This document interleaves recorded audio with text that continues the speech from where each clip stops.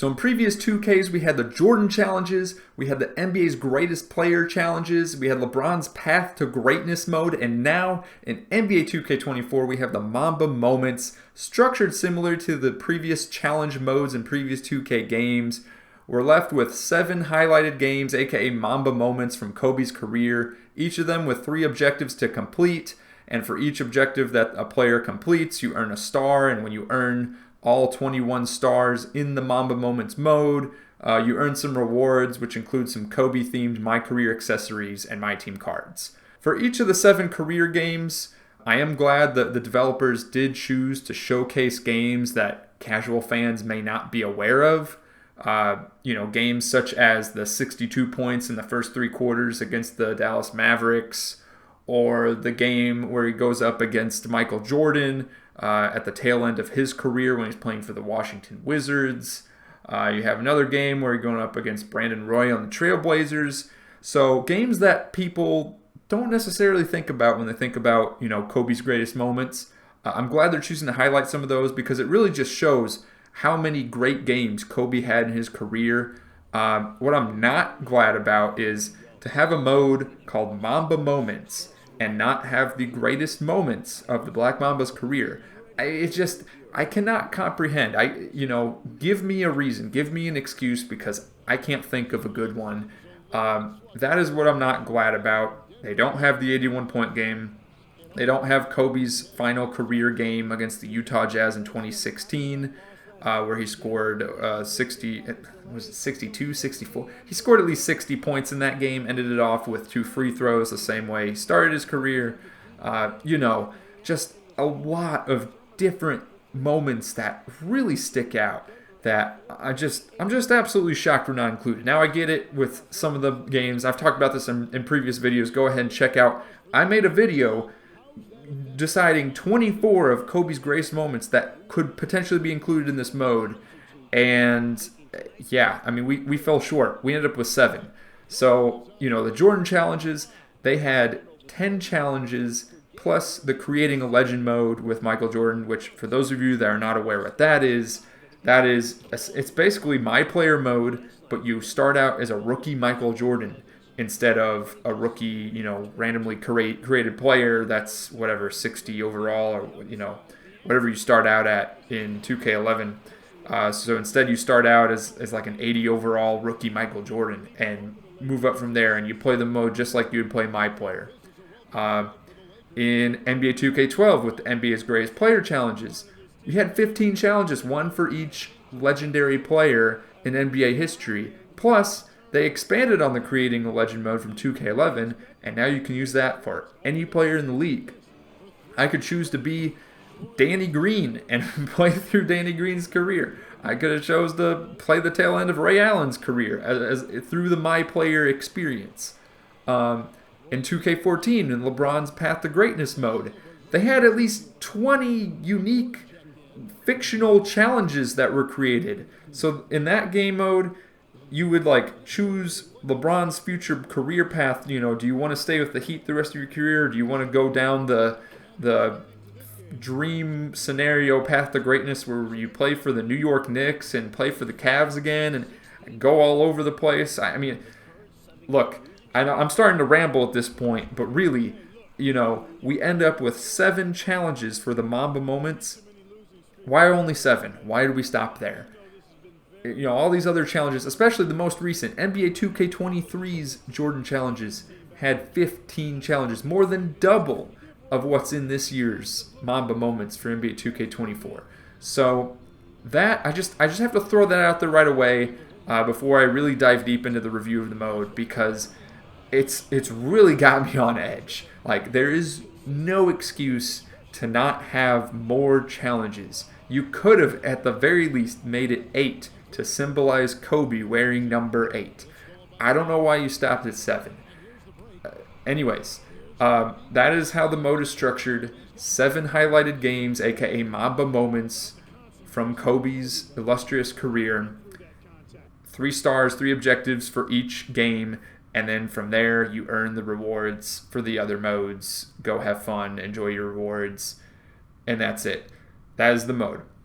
So each Mamba moment, each game has a set quarter length, and they all go for all 4 quarters except for, I believe, the only one that doesn't is the 62 points in the first 3 quarters. So what happens there is whether you meet your objective or not. If you meet the objective, like if you are winning at the end of the first 3 quarters, you score the 62 points, you attempted the 10 free throws, then it'll simulate the fourth quarter up until like the last minute. Kobe will be subbed out because in real life what happened was Kobe got those 62 points in the first 3 quarters, and then he was subbed out for the entire fourth quarter because they're just destroying the Mavericks at that point. I mean, it's just like it's like in a football game, you're throwing in like your second or third string players because you're up by like 50 points or something. I mean, that's basically what happened. So that's the only game where you only play first 3 quarters. That being said, they extended the length of the quarters to around, I think it was around 8 minutes, as opposed to the other games where it was like a 5 to 6 minute quarters. So that's pretty cool. The one thing that's kind of weird as well about this mode, again, I just got to get this out there now. I'm going to go over the good stuff in a bit, but the difficulty of the challenges. Now, I kind of see this as a positive and also a negative. So let me explain. The difficulty, it can be anything you want it to be. The Jordan challenges might have been like this as well. Correct me if I'm wrong. But you can pause the game. You can go to your settings. You can go from rookie to Hall of Fame difficulty to whatever you're choosing. And on top of that, not only can you change the difficulty, but you can change the individual sliders. And I tested it just to make sure this is true. So if you wanted to like jack up your shooting stats and tendencies and everything, and then knock down the CPUs to 0 and just win by a couple hundred points, I mean, you could certainly do it. It's available, and I like it from the standpoint of like every player, no matter the skill level, like someone that's more experienced with the game or someone that's new to 2K, they can enjoy the challenges. They have a chance at getting the rewards. They can, feel some sense of accomplishment, I guess, and more importantly, be able to relive Kobe's previous games. What I don't like is it makes the rewards, not that the rewards are that great anyways, but it really makes it feel like a participation trophy. You might as well just hand it to the people that bought the game. like it's just like it's nice. It's nice to have them, I guess. That's just my feeling. I don't feel like, why even have the rewards when you can just set the difficulty to rookie or even lower, basically just change all the sliders so that the CPU can't even score. Yeah, all right, we got all of that rambling out of the way. Let's get into some of the good stuff. The presentation of these 7 games, they're nice. I like them. Each challenge, when you open it up, you get real game footage from the game that you're about to play. They're about to reenact in 2K. I would love to show that footage to you. I don't want to get a copyright strike or claim on this video, so I'm not going to. Just take my word for it. If you don't have the game, you get a few seconds of real game footage with some commentary, and then after that, it's followed up with this really epic like pre-game hype video montage of 2K highlights for the same 2 teams for the game with commentary from Kevin Harlan, which Kevin Harlan, shout out to him, man. I'm a little bit biased because he is my favorite sports commentator, but this man single-handedly carried this mode for me. O'Neal, a screen on Mason. Bryant from deep 3. Oh, the points keep coming. What an incredible half for him. Wow. Just hear me out. Like, you got to play it for yourself, but this man's commentary is on a whole nother level. And him doing like unique commentary for each of these games, shout out to that man. Kevin Harlan, you're a beast. I love you.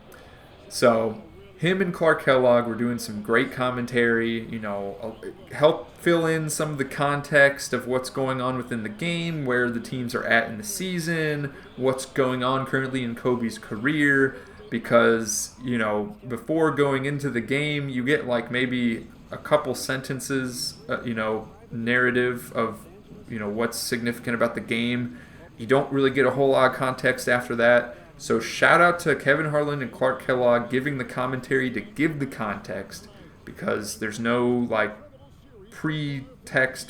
there's no context beforehand before going into the game. So I think that's really cool.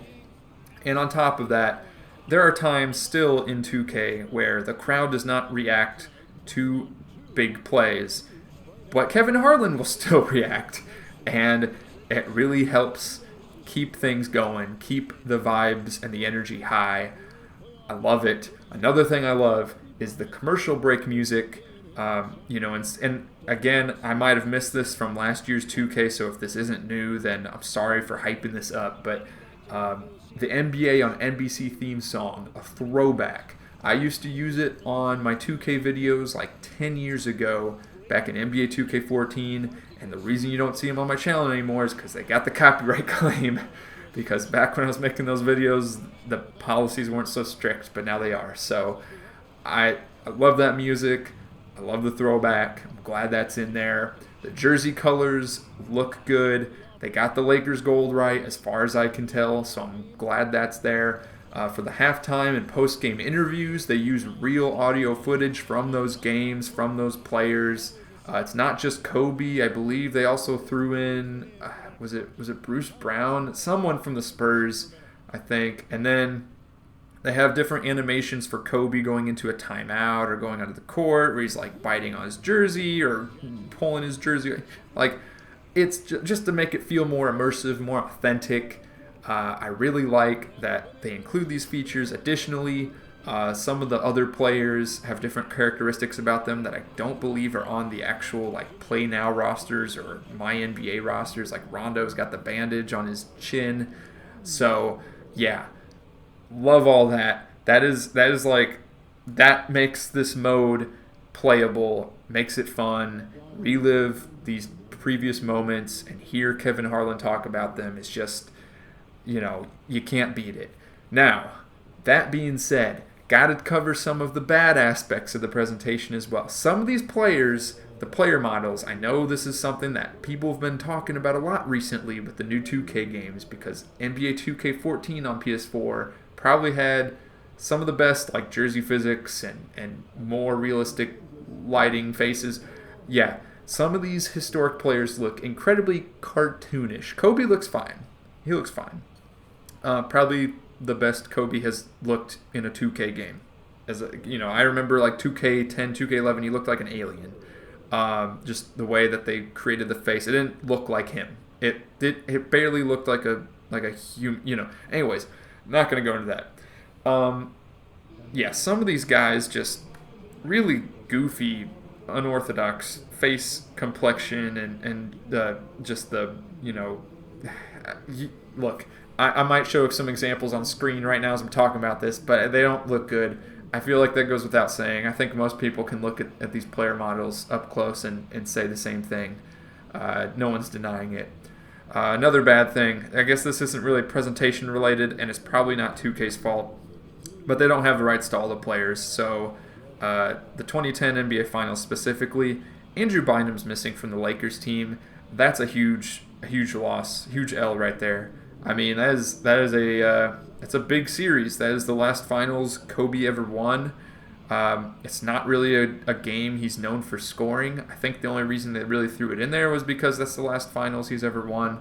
So, but yeah, Andrew Bynum is missing. He's a key player for that Lakers team. So that's, not a good look.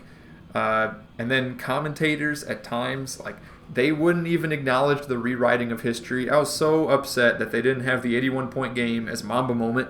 I went out and made my own 81-point game. In fact, I went over 100 points in 2 of the Moments games, and they didn't acknowledge. Like, Kevin Harlan was going nuts. He was starting to count it up, like 69, he's got 71, he's got 73. And at some point, I think I hit 80, and they're just like, oh, he's got this many points in the quarter. Like, they just stopped talking about the total number of points. I got to imagine since it happened twice to me, that it's coded in the game that they just don't acknowledge it. And when you break the scoring record, Wilt's scoring record, just nothing. No fireworks, no Not even a sentence or a little pop-up acknowledging it. Just nothing. Which I guess the whole point is to reenact his historic moments, not so much to create a new fictional moments, but still, like, why not mention it? Whatever. That's besides the point. Another thing I thought was this is a little bit of a minute point, but the NBA and NBC theme song. I was just talking about how much I liked that song. Uh, that was not playing during the 2010 NBA Finals. They still were playing it. In fact, I'm pretty sure that song was like almost considered a throwback by the 2010 Finals. That year, finals were on ABC, ESPN Network, which 2K can't use ESPN licensed material because EA has the license. So I get it. Again, it's a very small thing, but I just have to point out that it was just a little bit odd having lived through, watched the 2010 finals, and know that that's not what the broadcast looked like then. So just have to point it out. All right, now let's get into the specific challenges and just some some noits. I'm leaving this in here, by the way. Some pointers. I was going to say some notes, some pointers, and I said noits. So scoring is easy, especially on the lower difficulties, and by lower difficulties I mean the rookie through pro. Even on Hall of Fame, yeah, shooting is a bit difficult, but you can still get to the basket. You can still score in the post. You can still get some short mid-range jump shots to fall, even with slightly off timing. I mean, Kobe's got all these Hall of Fame badges, gold badges, high skill attributes. Like you're set. I mean, he's going to score on just about anyone, even on the higher difficulties, as long as you're smart about it on Hall of Fame and Superstar. Rebounds, some of the challenges required for the objectives that you get a set amount of rebounds. Those are easy as long as you're user controlling Kobe on defense. As soon as the shot goes up, just get into the general vicinity of the basket and kind of wait for the ball to bounce off the rim before you jump up for it. Getting steals, this one's a little bit more difficult, especially if you're a beginner, especially also because, in past 2K games, stealing is more luck-based than it was skill-based. I'd say that's still sort of the fact this year. I know they tweaked it or whatever, but honestly, like, there's still a good factor of luck involved, because a lot of times you're just hitting the button and your dude's morphing through the player's ball. And then you trigger like a reach-in foul. Look, I wouldn't put it against anyone. Like, change the sliders. You're allowed to change difficulty on these, and because of how stupid the steal system is, I wouldn't put it past anyone. Like, just go ahead, bump the steal success up to 100 on your sliders. Go for it. Attempting 10 free throws. This was the absolute worst part of these challenges. You would have thought that scoring the 62 points in 3/4 would have been the hardest thing. No. It was the free throws. And, like, believe me, I had this on pro difficulty.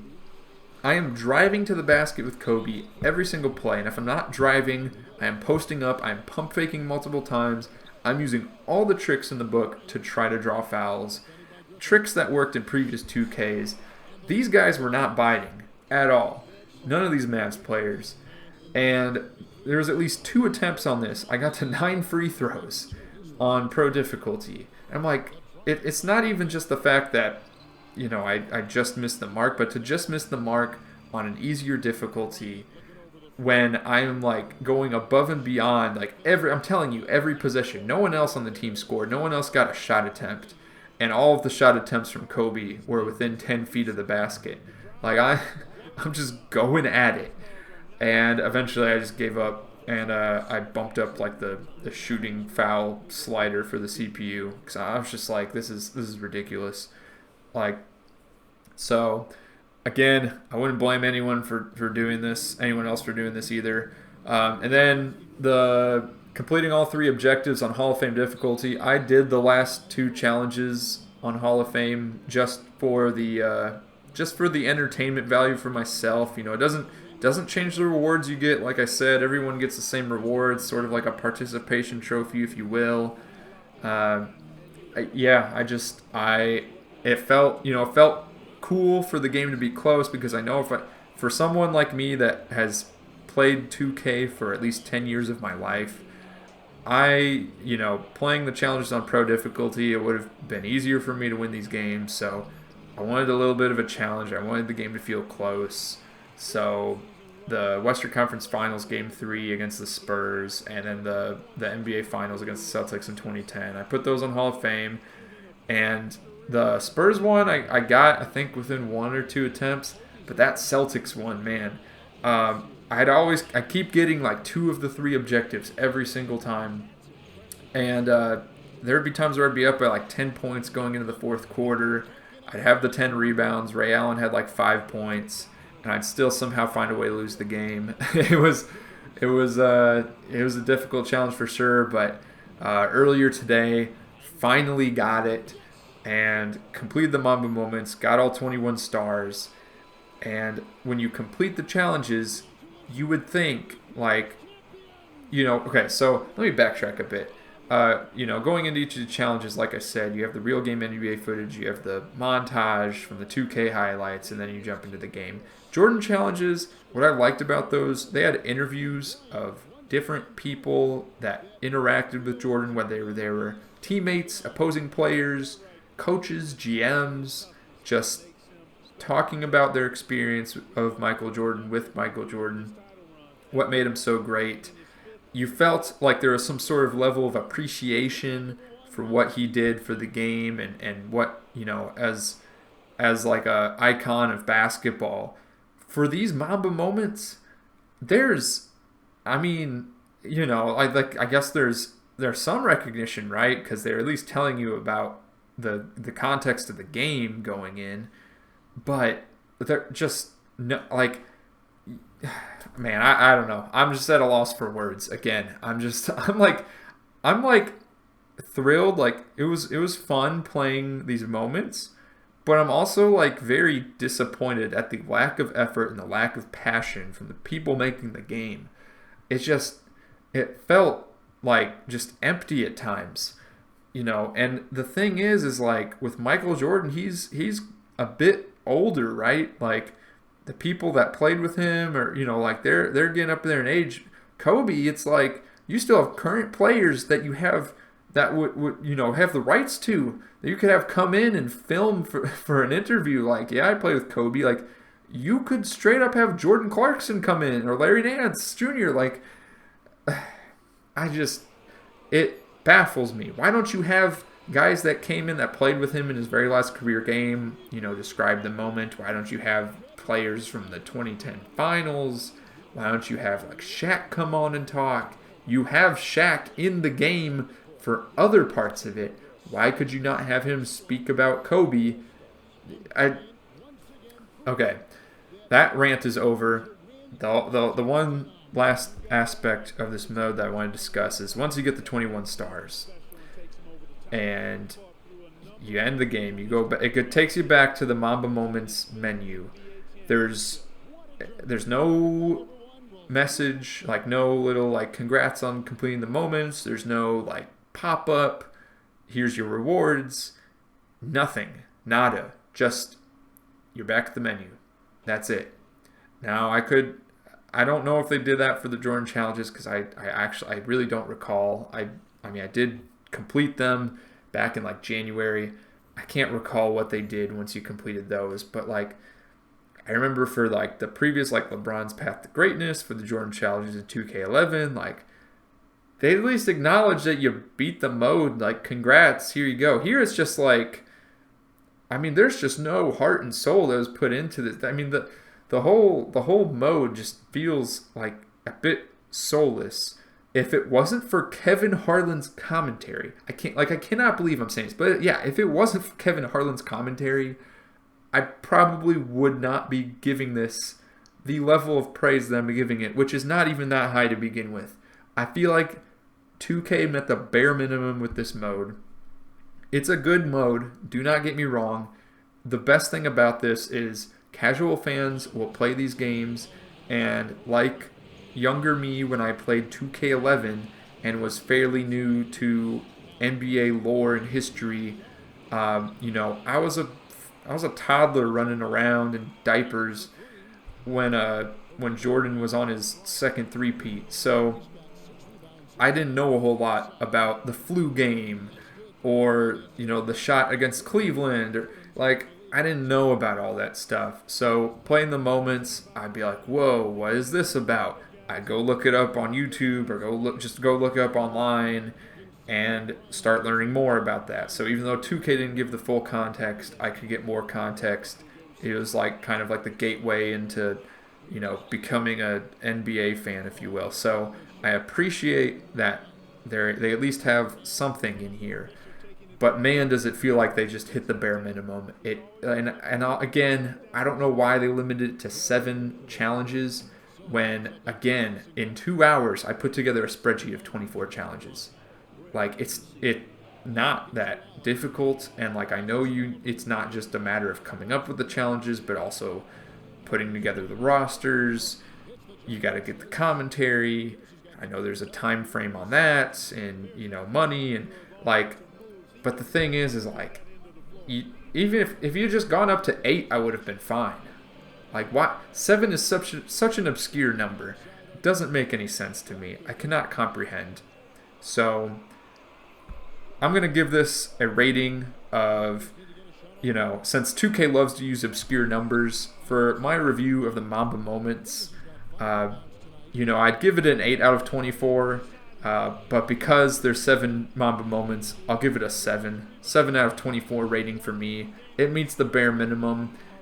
And that's just how I feel. That's true feelings. True feelings out there. I know a lot of YouTubers love to suck up to 2K in either in hopes of getting a bigger bag or just because they're already getting the bag from 2K, and I get it, sort of.